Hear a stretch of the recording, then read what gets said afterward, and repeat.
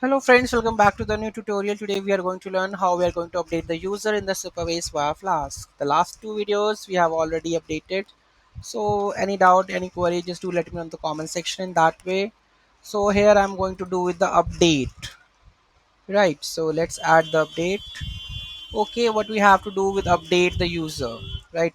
If you want to learn the previous code, that is import the necessary modules from the Flask, then the load the environment variables from the env file, then import the create client and the client Supabase client for interacting with the database, then accessing the environment variables we are going to use os, then load the environment variables for .env, create a Flask application instance, then fetch the Supabase credentials from the environment variables, and then initialize the Supabase client using the URL and the key. Then this would be the routes. So here I'm going to discuss about the update user.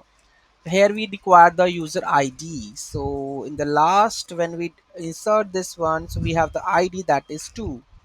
Let's take a look with ID 2, and here we go with update. So here we have the URL, so update user. So here we have the update user, and the second record I'm going to wait update. Okay, so we require Rajnikant to Rajnikant 222 and example to 222. Okay, let's save this and let's method not allowed. The method allowed is what? I think it's gonna be the put request. Okay, let's put this and let's send. Okay, let's check the database where we have the table editor. So Rajnikant 22 is updated over there. Okay, right. So let's understand the code base. Now get the data first.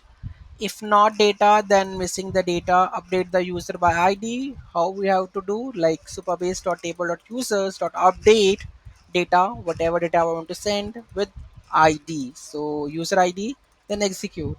If it is okay, then return the data with updated. Okay, else there is something error to update the data. Any doubt, any query, let me know in the comment section. Thank you so much for watching this video. Have a great day.